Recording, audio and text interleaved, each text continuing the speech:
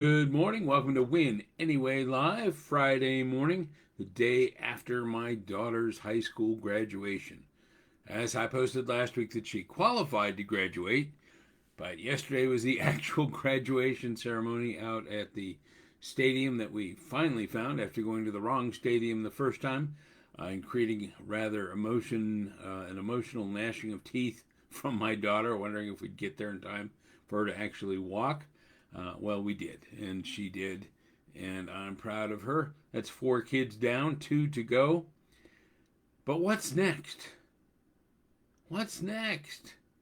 I remember thinking, that when I was, when I graduated high school, I knew what I was doing next. I was going to college. I was already accepted into Oklahoma Christian, but still, I really didn't know what that meant. I was going to college, and I was familiar with the area because I'd spent some summers down there, but I didn't know what to expect in college, class wise or socially.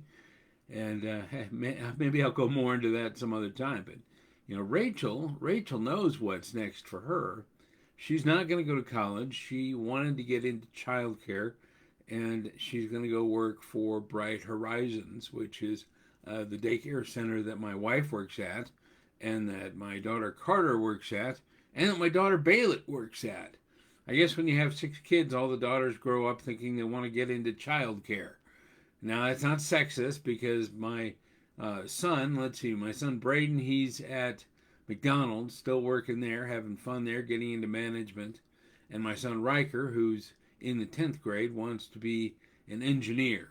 So, so far it's the girls all wanting to work at daycare. I'm not sure what Brooklyn's going to want to do, but they all knew what was next, and this is what they chose next. Christy had actually wanted to get into childcare early in her life and did a little bit, but then ended up doing some other things, getting married and getting divorced, and then getting married to me, and then having a bunch of kids, which left her in childcare for the next many, many years. And now she's back and loving what she does. So, what's next? What's next? I remember hearing at a Toastmasters district conference, regional conference, Morgan MacArthur, the world champion of public speaking, I think 94, he was talking about the cycle of achievement. That you have this anticipation and you work and you work and you work, and then suddenly, wow, you achieve it, and then you have this letdown because you don't know what to do next. I mean, yeah, you're happy you achieved it, but now you have nothing left to achieve until you come up with a new goal. They don't talk about that much in Winning Anyway. A lot of what I talk about with Winning Anyway is when you don't reach your goal, finding a way to win anyway so you can reach your goal. But what happens when you do ultimately win? When you do get to that goal, what's next? Well, you can still go into celebration time, which is part of the Win Anyway formula. You review, you see where you went, what you did, and you celebrate the ultimate win. Celebrate it. But then sit back and decide, what are your new goals? What can you accomplish next? Is there a bigger goal? Are there a smaller set of sub-goals? Is there something you want to do to support the goal you just achieved?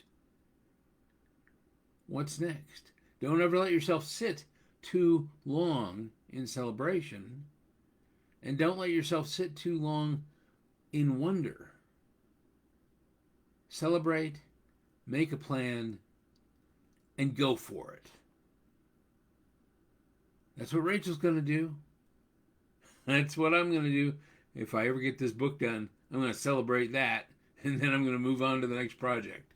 So, we'll see you tomorrow on Win Anyway Live. You go out and have a Win Anyway day, and if I don't see you again till next week because you're staying off Facebook, well, have a Win Anyway weekend.